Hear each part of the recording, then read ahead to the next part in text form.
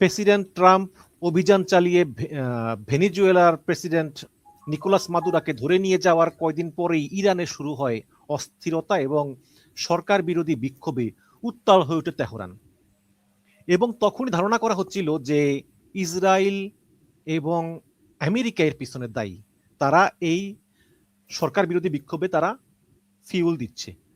এবং যখন ইসরায়েলের নাগরিকদেরকে সেখান থেকে সরিয়ে নেওয়া হলো, তখনই বোঝা গেল যে হয়তো বা ইরান আমেরিকা আক্রমণ করতে পারে, এবং সেইখানে একজনকে গ্রেপ্তার করা হলো, তার ফাঁসি কার্যকর করার কথা ছিল, শেষ মুহূর্তে স্থগিত করা হলো।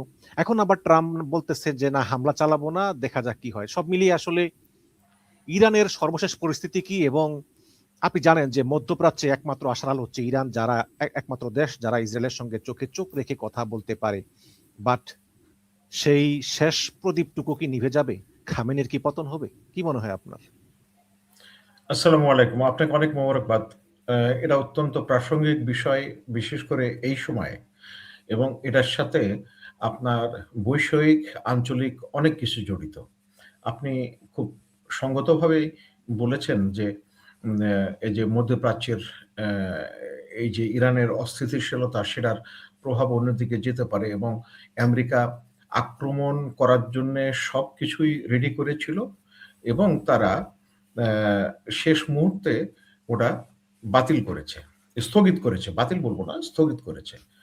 এবং ইরান নিয়ে যে কথাটা, মানে মধ্যপ্রাচ্যের সমস্ত দেশগুলোই প্রায় আমেরিকার কথায় উঠে বসে, যদিও ইদানিং কিছুটা পরিবর্তন হয়েছে, তাদের কথার সুর এবং স্বর কিছুটা পরিবর্তন হয়েছে, এবং তারা দেখেছে যে আমেরিকার সবকিছু মেনে নিলে, আমেরিকার কথা মতো চললে তাদের বিপদ বাড়বে বই কমবে না। এই জন্য তারা তাদের সম্পর্কটাকে বহুমুখীকরণের চেষ্টা করেছে। মধ্যপ্রাচ্যে রাশিয়া অনেক আগে থেকেই জড়িত, বিভিন্নভাবে জড়িত। ইরাকে আগে ছিল, সিরিয়াতে সর্বশেষ ছিল, কারণ তার একটা স্ট্র্যাটেজিক ইন্টারেস্ট আছে। আচ্ছা, এখন চায়না মানে খুব সূক্ষ্মভাবে কিন্তু খুব দক্ষতার সাথে তারা তাদের একটা অবস্থান তৈরি করেছে। আপনার স্মরণ থাকার কথা যে ইসরায়েলের একটা পোর্ট অপারেট করার জন্য চায়নাও কার্যক্রম চালাচ্ছিল। আচ্ছা, এটা গেল একটা দিক। আরেকটা দিক হচ্ছে জানেন, এই যে ইহুদি রাষ্ট্র যেটা ইসরায়েল, সেই ইহুদি রাষ্ট্রটা সমস্ত পৃথিবীর যত জায়গায় ইহুদি বংশোদ্ভূত লোক আছে, তারা সবাই ইসরায়েলের সাথে সম্পৃক্ত। তারা শারীরিকভাবে উপস্থিত না থাকলেও মানসিকভাবে আর অর্থনৈতিকভাবে এবং তাদের চেতনায় ইসরায়েলটা রয়ে গেছে। অনলাইনে বর্তমানে জি জি, সব সময় তাদের চেতনায় রয়ে গেছে। করছিলাম আপনি আপনাকে অনেক ধন্যবাদ। এই আপনি ইউকের এই কথাটা বলে আমাকে মনে করাই দিলেন যে 1917 সালে যে বেলফোর ডিক্লারেশন হয়েছিল, সেইটা এই ব্রিটেনে বসবাসরত ইহুদিদের চাপেই সেটা করা হয়েছিল। এবং আজকে শুনলাম যে একটা বড় পিটিশন করেছে আপনাদের পররাষ্ট্র দপ্তরে, যাতে ফিলিস্তিনিদের কম্পেনসেশন দেওয়া হয়। কারণ কলোনিয়াল পাওয়ার হিসেবে 1917 সাল থেকে 1945 সাল পর্যন্ত ওই অঞ্চলটা ব্রিটেনের অধীনেই ছিল। সুতরাং ওখানকার অধিবাসীদের যে ক্ষতি করা হয়েছে, তাদের ক্ষতিপূরণ দেওয়ার জন্য একটা পিটিশন করেছে আপনাদের পররাষ্ট্র মন্ত্রণালয়ে। কারা করেছে? এই যে ফিলিস্তিনিরা একটা অধিকার। আচ্ছা, কিন্তু আমার তো মনে হয় না, কারণ ব্রিটেন টাকা দিবে কম্পেনসেশন, এটা আমি বিশ্বাস করি না। না, ওটা দিক না দিক, কিন্তু একটা তো তাদের যে সঙ্গত চাওয়া, সেটা উপস্থাপন করা হয়েছে। এখন সেটা গ্রহণ করতে পারে, নাও করতে পারে না। আপনার কথা অনুযায়ীর সাথে আমি একমত যে তারা গ্রহণ করবে না। এখন সুতরাং এই অবশ্য যে জিনিসটা হচ্ছে, এই আপনি অ্যান্টিসেমিটিক আর অ্যান্টি জায়নিজম, এই দুটা কিন্তু এক জিনিস না। জায়নিজম কিন্তু দুঃখের বিষয় বেশিরভাগ ক্ষেত্রেই এটা একরকম হয়ে গেছে, এবং এই ইহুদিদের সাথে উগ্র খ্রিস্টান ধর্মগোষ্ঠীও তাদের সাথে হাত মিলিয়েছে। সুতরাং ইহুদিদের যে জনসংখ্যা, সেই জনসংখ্যার সাথে এই লোকগুলো যোগ করেছে এবং তাদের আর্থিক সহায়তায় সার্বিকভাবে ইহুদি লবি তথা ইহুদি রাষ্ট্রের আর্থিক সক্ষমতা বেড়ে গেছে, টেকনোলজিক্যাল সক্ষমতাও বেড়ে গেছে। এখন এই জায়গায় অতি প্রাসঙ্গিকভাবে আমি বলতে চাই যে ইরানকে যত হালকা মনে করেছিল পশ্চিমারা, বিশেষ করে আমেরিকা এবং ইসরায়েল, আসলে সেটা না। তারা অনেক সক্ষমতা অর্জন করেছে। মানে ইরান সম্পর্কে দু একটা তথ্য আমি অবগত করছি। একটা হচ্ছে ইরানের যে আয়তন, সেটা হচ্ছে প্রায় ৮০ গুণ বেশি ইসরায়েলের আয়তন থেকে। এবং এটা বলা হয় বোঝার সুবিধার্থে পশ্চিম ইউরোপের সমস্ত দেশগুলো যে সম্মিলিত যে আয়তন, সেই আয়তনের সমান হচ্ছে ইরানের আয়তন। তো এমনি পরিসংখ্যানে 1.6 মিলিয়ন স্কোয়ার কিলোমিটার। আর এটার প্রাকৃতিকভাবে তাদের প্রতিরক্ষার জন্য সুবিধা পর্বত এবং পশ্চিম দিকে অর্থাৎ ইরাক অঞ্চলের সাথে তাদের যে সীমান্ত, সেই সীমান্তে হচ্ছে মার্শিল্যান্ড, সুতরাং সহজে আসতে পারে না। এবং সাদ্দাম হোসেনের বাহিনী অর্থাৎ ইরাক যখন 1980 সালে আক্রমণ করে, তারা প্রচন্ড রকমের বাধার সম্মুখীন হয়েছিল, যদিও সেই সময়ে ইরানের সেনাবাহিনী তথা মানে সশস্ত্র বাহিনী তারা অবিন্যস্ত ছিল। কারণ শাহ পতনের পরে 1979 সালে শাহ পতনের পরে তারা ওইগুলোকে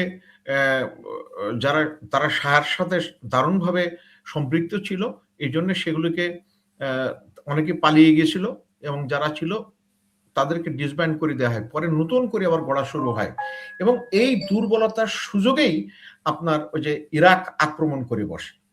কিন্তু ৮ বছর যুদ্ধ করেও ইরাক ইরানকে শাতিল আরব নিয়ে যুদ্ধ হয়েছিল, শাতিল আরবের মালিকানা নিয়ে। শাতিল আরবের ওদের আগের যেটা ছিল, যে সমঝোতা ছিল যে দুই দেশের সীমান্ত হবে শাতিল আরবের যে জলপ্রবাহ, নদীর প্রবাহ, সেটার মধ্যাংশ দিয়ে। কিন্তু ওই জায়গায় আবার ইরাকের একটা পোর্ট আছে, নাম হচ্ছে ওমকাসর। সো ওমকাসর পোর্টের জন্য ওদের ওই ওয়াটারওয়েটা দরকার ছিল। কিন্তু এটা যত না বেশি তাদের প্রয়োজন, তার চেয়ে বেশি সাদ্দাম মনে করলো যে যদি ইরান এই অবস্থায় দুর্বল আছে, তাদের সেনা মানে সশস্ত্র বাহিনী অবিন্যস্ত, বিপ্লবের পরে অর্থনৈতিক অবস্থা দুর্বল, এই সুযোগে তাদের আক্রমণ করা হোক। এবং তাদেরকে উৎসাহ দিয়েছিল সমস্ত জিসিসি কান্ট্রিগুলো এবং পশ্চিমের দেশগুলা। আমি আপনাকে স্মরণ করে দিই, ডোনাল্ড রামসফেল্ড পরবর্তীতে আমেরিকার প্রতিরক্ষা মন্ত্রী, উনাকে দেখা গিয়েছিল সাদ্দামের বাহিনীর অর্থাৎ ইরাকি বাহিনীর বাংকারে, এবং এটা ছবি উঠে আসছিল। তো এটাতে বোঝা যায় যে কি পরিমাণ সাহায্য তারা করেছিল। কিন্তু তার মানে হচ্ছে যে সাদ্দাম যে ইরান আক্রমণ করার প্ল্যান করেছিল, সেখানেও তৎকালীন আমেরিকান সরকারের ইন্ধন ছিল, এটা কোনো সন্দেহ নেই, উস্কাই দেওয়া হয়েছিল, যেহেতু বাংকারে দেখা গিয়েছে প্রতিরক্ষা মন্ত্রীকে। রাইট। আরেকটা জিনিস হচ্ছে, আপনাকে দেখেন যে ইরান যে ওই আমেরিকান এমবেসির লোকজনকে 400 দিন আটকায় রেখেছিল, তো এটা তাদের জন্য বিরাট একটা হিউমিলিয়েশনের ব্যাপার। এবং কোনোভাবেই তাদেরকে তারা মানে হেলিকপ্টার পাঠিয়েছিল, যেভাবে আপনার এই ভেনেজুয়েলার মাদুরাকে অ্যারেস্ট করে নিয়ে গেল, এইভাবে তাদেরকে তুলে নিতে চেয়েছিল, কিন্তু সেটা পারে নাই, হেলিকপ্টার ক্র্যাশ করে এবং তার ফলে তাদেরকে আর নিয়ে আসতে পারে নাই। তো আমেরিকা মনে করছিল যে এই ইরান তাদেরকে নাকানে চুবানি খাওয়াইছে, এবং এই কারণে কিন্তু জিমি কার্টার পরবর্তীতে আর দ্বিতীয়বারের মতো নির্বাচিত হতে পারেন নাই। তো যাই হোক, এই পটভূমিতে ইরানের সাথে বৈরিতা এবং এই ইরান যাতে সুষ্ঠুভাবে দাঁড়াতে না পারে, সেই জন্যে আরব যে সমস্ত রাষ্ট্রগুলো অর্থাৎ গালফ কোঅপারেশন কাউন্সিলের যে সমস্ত রাষ্ট্রগুলো আছে, সেইগুলো তারা চায়নি যে ইরানের বিপ্লব এবং বিপ্লবী পরবর্তীতে ইরান সুষ্ঠুভাবে স্থিতিশীল হোক এবং তারা উন্নতি করুক। এখানে ইরানের দেখেন, ইরানের সম্পদের হিসাবটা একেবারে মানে অবাক করার মতো। তারা তেলের বিবেচনা, অর্থাৎ ফসিল ফুয়েল যেটা বলা হয়, সেটাতে তাদের মজুদ হচ্ছে পৃথিবীতে ৪র্থতম, 4th পজিশন। আরেকটা হচ্ছে গ্যাসে তাদের অবস্থান হচ্ছে 2nd। এবং কাতারের সাথে কাতারের যে বড় গ্যাস ক্ষেত্র আছে সেটার অর্ধেক ইরানের আর অর্ধেক হচ্ছে কাতারের। আর লিথিয়াম পাওয়া গেছে। আপনি নিজেও বুঝতে পারছেন যে পশ্চিমে বসে লিথিয়ামের কত গুরুত্ব। এটার পাশাপাশি আরেকটা যেটা হয়েছে সেটা হচ্ছে ইরানের জনসম্পদ। ওই যে তাদের হাজার বছরের সভ্যতার ইতিহাস, সেটাকে তারা, ঐতিহ্যকে তারা ধারণ করে। এবং জনসংখ্যা প্রায় 9 কোটির মতো তাদের জনসংখ্যা। সব মিলায় ইরান একটা শক্ত প্রতিপক্ষ ইসরায়েলের জন্য। এবং যখন মধ্যপ্রাচ্যের সমস্ত দেশগুলো এই আব্রাহাম অ্যাকর্ডের মাধ্যমে কিছুটা হলেও সমঝোতার পথে গেছে, কেউ সই করেছে, কেউ করে নাই, কেউ অফিসিয়ালি সই করেও করেছে, কিন্তু এটা মানে আনঅফিসিয়ালি সই করে নাই, কিন্তু আনঅফিসিয়ালি বলছে ভাই ঠিক আছে তোমাদের সাথে আসি। অর্থাৎ আরব রাষ্ট্রগুলো সব কম্প্রোমাইজ করছে। এবং এই যে ইরানের যে সক্ষমতা, এবং আমি তো গতকালকে শুনলাম যে একটা ফাঁস একটা নথিতে দেখা গেছে যে সংযুক্ত আরব আমিরাত তারা ইসরায়েলকে সহায়তা করে অস্ত্র, টাকা পয়সা দিয়া এই প্যালেস্তিনিদের বিরুদ্ধে।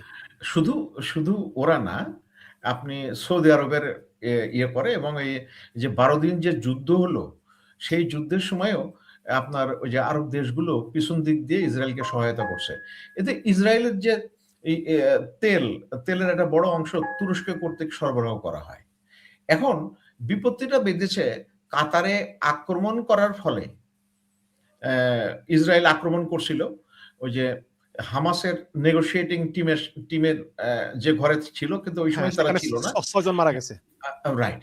সো আপনার একটু ফেরত যাই 1973 সালে, যখন সৌদি আরবের নেতৃত্বে ওই যে তেল অবরোধ দেওয়া হয়, তো সেটার সাথে নেগোশিয়েট করে আপনার এটা আরব ইসরায়েল যুদ্ধের 73 সালের যুদ্ধের পরের ঘটনা। তখন তারা বলছে তোমাদের নিরাপত্তার দায়িত্ব আমাদের, তোমরা তেল বিক্রি করবা মানে ডলারের মাধ্যমে। এবং সেই জন্য এই যে ইউএস ডলার এত শক্তিশালী হয়ে যায়। এখন সেই ইউএস ডলারের কিন্তু সবাই ওটা মেনে চলছে না। আরব দেশগুলো, সৌদি আরব সর্বশেষ যেটা চুক্তি করেছে চীন এবং ইয়ার সাথে, রাশিয়ার সাথে, সেই অনুযায়ী তারা ওই ডলারে তারা তেল বিক্রি করছে না, এবং ডলার থেকে তারা বেরিয়ে যাচ্ছে। তা আপনি পরিস্থিতিটা দেখেন, ডলার যদি পড়ে যায়, যে ডলারের ছাপানোর জন্যে তাদের রিজার্ভ গোল্ডের এগেনস্টে তাদের ওইরকম রিজার্ভ নাই, কিন্তু তারা এই ডলারের চাহিদা থাকার কারণে, এবং যেটা ডলারের মাধ্যমে এই চাহিদাটা আরো বেড়ে গেছে, সেই সুবাদে বিশ্ব বাণিজ্যেও ডলারের প্রভাবটা বেড়ে গেছে।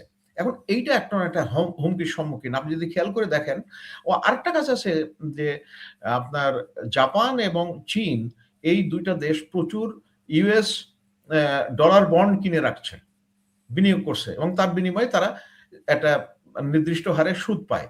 এখন জাপানও কিছু অফলোড করেছে এবং আরো অফলোড করার কথা, এবং চীন এটা অফলোড করেছে, কিছু করেছে, আরো হয়তো আগামীতে করবে। সুতরাং ডলার হেজিমনি যেটাকে বলা হয়, সেটার একটা চ্যালেঞ্জের সম্মুখীন হয়েছে। এখন আপনি খেয়াল করে দেখেন, আমেরিকায় যেটা হচ্ছে যে মাদুরোকে অ্যারেস্ট করার ফলে ইউএস কংগ্রেসে যে ভোটাভুটি হয়েছে, তাতে ট্রাম্পের রিপাবলিকান দলের লোকই তার বিপক্ষে ভোট দিয়েছে। সো ওইটা নিয়ে একটা বেশ ভালো জটিল অবস্থার মধ্যে আছে। এখন এবার তো দৃষ্টিটা অন্যদিকে সরানোর জন্য, যদি ইসরায়েল জড়িত থাকে এবং ইসরায়েলের স্বার্থ সংরক্ষণের প্রশ্ন উঠে যায়, তখন তারা আর সবাই এক হয়ে যায়। এই সুযোগটা ট্রাম্প সাহেব নিয়েছে, এবং তারা কিভাবে শুরু করছে, জুন মাসে যে 12 দিনের যুদ্ধ হয়েছিল, সেটাতে ইরানের মিসাইলের আঘাতে ইসরায়েল পর্যদস্ত হয়ে গেছিল, এবং শেষ পর্যন্ত আমেরিকান B-2 বোম্বার দিয়ে বম্বিং করার পরে ইসরায়েলের অনুরোধে আপনার যুদ্ধবিরতি হয়। এখন এইবার কি করলো, যেহেতু ওদের ওই সক্ষমতাটা আছে, সেই জন্য ইন্টারনাল আনরেস্টটা যদি উস্কে দেওয়া যায়। ও এখানে আপনাকে একটা তথ্য দিয়ে আপনার বুঝতে সুবিধা হবে। ইরানের আপনার অ্যাবাউট 80% হচ্ছে শিয়া, আর সুন্নি হচ্ছে 9%, আর বাকিটা অন্যান্য সম্প্রদায়ের। আর পার্সি যাদেরকে বলা হয় সেটা হচ্ছে 54%। এখানে 16% আপনার হচ্ছে আজারি আছে।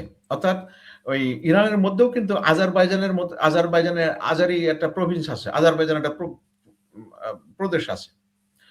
আর কুর্দি আছে 10%। এই কুর্দিদেরকে এই পশ্চিমা দেশগুলো, বিশেষ করে ব্রিটেন, ওদেরকে ব্যবহার করে এই অস্থিতিশীল তৈরি করার জন্য। এবং কুর্দিদের অবস্থান আপনার ইয়েতে আছে, সিরিয়া আছে অস্থিতিশীল করা। তুরস্কে প্রচুর, দেখেন তুরস্ক হচ্ছে ন্যাটো রাষ্ট্রভুক্ত, ন্যাটো জোটভুক্ত, কিন্তু সেখানেও তারা এই কুর্দিদের দিয়ে অস্থিতিশীল অবস্থা তৈরি করে। ইরানে আছে, ইরাকে আছে। ইরাকে তো একটা প্রভিন্স আছে কুর্দিস্তান। এবং এই যে সাদ্দামের পতনের পরে নতুন যে সংবিধান, সে এখানে আপনার কুর্দিস্তানের একজন কুর্দি প্রেসিডেন্ট হবে, ওরা আর প্রধানমন্ত্রী হবে শিয়া সম্প্রদায়ের। এইভাবে করে একটা নতুন করে যে বিন্যাস করা হয়েছে। তো এখন ইরান, আপনি দেখেন যে ইরানের যে প্রাকৃতিক সম্পদ এবং সবচেয়ে বড় হচ্ছে মানব সম্পদ। এখানে ওদের বেশ কয়েকটা ইউনিভার্সিটি আছে যেটা ওয়ার্ল্ড র্যাঙ্কিং এ আছে। তারপর হচ্ছে স্টেম সেল গবেষণায় তারা অনেক এগিয়ে আছে। 22টা ইউনেস্কো হেরিটেজ সাইট আছে। এই সব মিলায় ইরানের এই শক্ত অবস্থানটাকে দুর্বল করার জন্য তারা এই যে কিন্তু উস্কে আপনি যে জি আমি বুঝলাম, আপনি যে এই ইরানের শক্ত অবস্থানকে দুর্বল করার কথা বলতেছেন, আপনি ইসরায়েলের ষড়যন্ত্রের কথা বলতেছেন, আমেরিকার ষড়যন্ত্রের কথা বলতেছেন, হুইচ ইজ রাইট, আমি একমত। কিন্তু দেশের ভিতরে কি শাসকদের ব্যর্থতা নাই? ক্রমবর্ধমান বেকারত্ব, মুদ্রাস্ফীতি, এই সব মিলিয়ে তো দেশের ভিতরে তো ভালো অবস্থানে নাই। আপনার যদি পেটে ভাত না থাকে তো পিঠে তো সইবে না। আপনি প্রত্যেক বছরে 1000-এরও বেশি, সরি 1000 না, হয়তো 250 হবে, 250-র বেশি লোককে আপনি শুধু মৃত্যুদণ্ডই দিচ্ছেন। তাহলে সব কি পশ্চিমাদের দোষ দিয়ে লাভ হবে? আমি আপনার সাথে একমত এবং দ্বিমত। ব্যাপারটা হচ্ছে যে ইরান যে পরিমাণ স্যাংশনের সম্মুখীন হয়েছে সেই 1979 সাল থেকে, তাদের কি দোষ? 1950-এর দশকের শুরুতে তারা তাদের নির্বাচিত প্রধানমন্ত্রী মোসাদ্দেককে এই সিআইএ এবং এই ব্রিটিশ MI6 তাকে হত্যা করলো, করে শাকে বসালো। এবং কিন্তু ইরানি জনগণ চাইছে, তাকে চায় নাই। এবং তাদেরকে যে কি পরিমাণ অত্যাচার করছে, কত মানুষের প্রাণহানি হয়েছে সেটা চিন্তাও করা যায় না। এখন 1979 সালে যখন তারা ইসলামী বিপ্লব করলো, তখন তাদেরকে পুরাপুরি শত্রুর খাতায় নিয়ে গেল। সো এই একটা আছে, এদের কিছুটা অব্যবস্থা আছে এবং তারা সংশোধনের চেষ্টা করছে। ঘটনা হচ্ছে, আপনি চিন্তা করতে পারবেন না যে এরা 20শে ডিসেম্বর থেকে এই অস্থিরতা শুরু হয়। এবং সেই সময় ওই যাদেরকে উস্কায়ে দেওয়া হয়েছে, এলন মাস্কের কতগুলো যে স্যাটেলাইট ভিত্তিক টার্মিনাল তাদেরকে দেওয়া হয়েছে, ইরান জিপিএস এবং ইরান তাদের ইন্টারনেট বন্ধ করে দিয়েছে এবং এক্সটার্নাল যোগাযোগ বন্ধ করে দিয়েছে। কিন্তু এই মধ্যেও ওই এলন মাস্কের স্টারলিংক স্যাটেলাইট কমিউনিকেশনের মাধ্যমে তারা এই বিদ্রোহীরা তারা কাজ করছিল। কিন্তু ইরান একেবারে যে কাজটা করছে আপনি অবাক হয়ে যাবেন। প্রথমে বুঝতে পেরে 30% তাদেরকে ডিসেবল করছে, পরে 90% পর্যন্ত ডিসেবল করতে পেরেছে। এবং কারা কারা এইগুলোর সাথে লিঙ্কড আপ, এইগুলো লোকগুলোকে অ্যারেস্ট করে ফেলেছে। এবং এবারের এই যে আপনার বিক্ষোভের একটা প্রধান লক্ষ্যবস্তু হচ্ছে মসজিদে তারা আক্রমণ করেছে, তারপর নিরাপত্তা বাহিনীকে আক্রমণ করেছে, এবং যারা আক্রমণ করেছে তারা সশস্ত্র। এবং এই পুরো দৃশ্যগুলো ইরান খুব স্মার্টলি হ্যান্ডেল করেছে। তারা বিদেশি রাষ্ট্রদূতদেরকে ডেকে এই সমস্ত দৃশ্যগুলো দেখিয়েছে যে দেখা তোমরা যেটা কি করছো। আচ্ছা, এখানে খুব প্রাসঙ্গিকভাবে এসে যায় এই যে তারা স্যাটেলাইট কমিউনিকেশনটা অকার্যকর করে দিল, এতে রাশিয়ার একটা বিরাট সমর্থন ছিল। কারণ রাশিয়া এই যে বর্তমানের যে যুদ্ধ চলছে ইউক্রেনের সাথে, সেই ইউক্রেনে ওই এলন মাস্কের স্টার লিঙ্ক কমিউনিকেশনের মাধ্যমে তাদেরকে সাহায্য করছিল। তো এটা দুইভাবে করছে। আচ্ছা, জিপিএস এর এই জন্য জিপিএস কমিউনিকেশন যেটা আমেরিকা নিয়ন্ত্রণ করে, তার মাধ্যমে এটা হয়ে যায়, হয় আর কি। তো এখন ইরান কিন্তু জিপিএস থেকে বের হয়ে আসছে, তারা ওই চাইনিজ বাইডু সিস্টেম চালু করেছে। তো যাই হোক, এখন এর ফলে যেটা হয়েছে, চীন মানে আপনার ইরানের বর্তমান যে অবস্থাটা ওরকম আছে, যে আপনি যেগুলো বললেন বেকারত্ব আছে, কিন্তু বেকারত্ব থেকে বের হওয়ার জন্যে তারা চেষ্টা করছে, কিন্তু যাতে চেষ্টা সফল না হয় সেই জন্য সর্বপ্রকারের আপনার অব্যবস্থা সৃষ্টি করা হচ্ছে, অরাজকতা সৃষ্টি করার জন্য। আপনি আপনি সরি থামানোর জন্য, আপনি দেখেন যে 2024 সালের শেষ দিকে ইরানের প্রেসিডেন্ট ইব্রাহিম রাইসি তিনি হেলিকপ্টার দুর্ঘটনায় মারা গেলেন। জি, তিনি আর ফিরলেন না, এবং এতে অনেকেই মনে করে এতে ইসরায়েলের হাত আছে। তার তার জানাজায় আসলো, জানাজার নামাজে আসলো ইসমাইল হানিয়া, সেখানে জি, তাকে মেরে ফেললো। এবং জি, আপনি যে 12 দিনের যুদ্ধের কথা বললেন, এই যে রিসেন্টলি ইরানের সঙ্গে ইসরায়েলের, জি, প্রথম দিনই তো সেনাবাহিনীর প্রধান, নৌবাহিনীর প্রধান, গোয়েন্দা প্রধান কয়েকজনের ইসরায়েল মেরে ফেলাইলো। রাইট। এখন এটা এমত জি, জি, অবস্থায় আসলে যদি যুদ্ধ বেঁধেই যায়, একদিক দিয়ে আমেরিকা এবং ইসরায়েল, কারণ ইসরায়েল তো বিষয় না, বিষয় হচ্ছে আমেরিকা, ইসরায়েলের পিছনে আছে আমেরিকা। জি। তো ইরান আসলে কয়দিন টিকতে পারবে, এবং পারমাণবিক অস্ত্র আসলে ইরানের কাছে আছে কিনা, নাকি এগুলো শুধুই একটা মানে বলে না যে একটা রিউমার? আচ্ছা, আপনাকে আমি উত্তরটা দিচ্ছি যে এবারের যে এই যে অরাজক পরিস্থিতি হলো, সেই অরাজক পরিস্থিতিতে আপনার সবচেয়ে গুরুত্বপূর্ণ যে ভূমিকাটা পালন করেছে সেটা হচ্ছে ইরানের প্রতিবেশী দেশগুলো, জিসিসির দেশগুলো। একটা হচ্ছে ওমান, একটা হচ্ছে কাতার এবং সৌদি আরব। তারা বলেছে যে কোনোভাবেই তোমরা যদি এরা করবা না, কারণ তাহলে আমরা আক্রান্ত হব। কারণ এই সমস্ত দেশগুলোতে আপনার বাহরাইনে ই আছে, ইরানের sorry US Naval Naval operational headquarter আছে, মানে ওইটায় মিডি সেন্টকমের। তারপরে আপনার সো তারাও যুদ্ধে জড়ায় যাবে। এবং এই ৩টা দেশ যখন এই কথাগুলো বলা শুরু করেছে, তারা তাদের লেভেলে আমেরিকাকে বলছে। আর ঠিক একইভাবে আপনার অ্যাম টার্কি, তুরস্ক এবং মিশর, তারাও একই সুরে কথা বলেছে। সেই জন্যে যুদ্ধ শুরু হতে গিয়ে আর শুরু হয় নাই। আপনার মনে আছে যে ইরান খুব স্মার্ট কাজ করেছিল, ওই যে 12 দিনের যে যুদ্ধ হলো, সেই 12 দিনে তারা আমেরিকান যে আল উবেদ বেদ ছিল কাতারে, সেটাতে আক্রমণ করেছিল। তো সবগুলোই হচ্ছে ইরানি মিসাইলের রেঞ্জের মধ্যে। তো এই ইউএসএ কে নিবৃত করে তারা যে কাজটা করেছে যে আপাতত পরিস্থিতি মানে যুদ্ধটা এড়ানো গেছে, কিন্তু এটা কতদিন থাকবে এবং যুদ্ধের সম্ভাবনা আগামীতে আহ, কবে শুরু হবে বা কবে হবে না, এটা বলা খুব মুশকিল। এই জুন মাসে এই যুদ্ধের পরে বলা হচ্ছিল যে খুব তাড়াতাড়ি আবার আরেকটা প্রতি আক্রমণ করবে আপনার ইসরায়েল এবং আমেরিকা সম্মিলিতভাবে। সেটা হলো এই যে আপনার 7 মাসের মাথায়, তো 6 মাসের মাথায় আর কি। তো এই সমস্ত গুলোর আপনাকে আবার স্মরণ করে দিচ্ছি যে ইরানের স্ট্র্যাটেজিক অবস্থানটা এত গুরুত্বপূর্ণ, যদি এটি যুদ্ধ বেঁধে যায়, সেখানে বিশ্বের 20% তেল সরবরাহ হয় ওই হরমুজ প্রণালী দিয়ে। হরমুজ প্রণালীটা ইরান এমনভাবে তারা কবজা করেছে যে যুদ্ধ বেঁধে গেলে হরমুজ প্রণালী বন্ধ করে দেবে এবং পুরা ওয়েস্ট তাদের তেল সরবরাহ বন্ধ হয়ে যাবে, বিরাটভাবে বাধাগ্রস্ত হবে। সেজন্য ইরানের এই জায়গাটা লিভারেজ আছে। আরেকটা হচ্ছে ওই যে ত্রিভুজ, রাশিয়া, ইরান এবং চীন মিলে একটা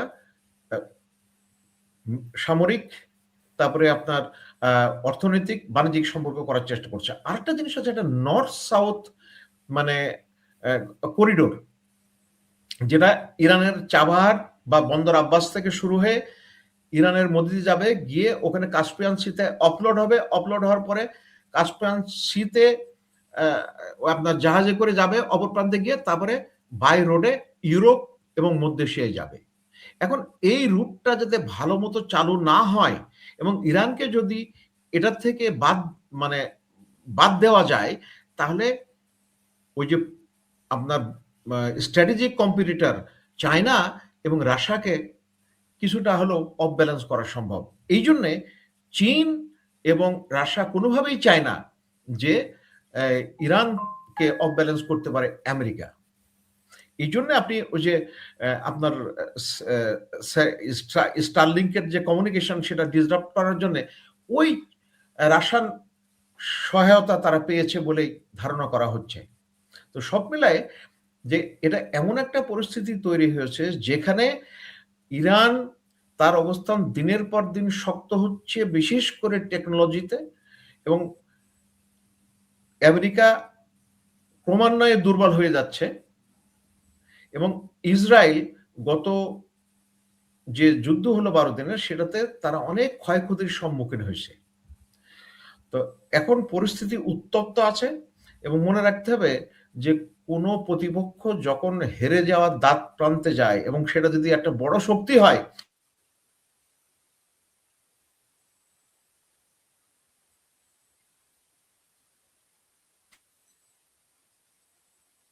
তখন তারা মরণ কামড় দেওয়ার চেষ্টা করে। সো কোনো বিষয়ে করে সুস্পষ্ট সিদ্ধান্তে আসা মুশকিল। এবং খবরে বের হয়েছিল যে এত বিমান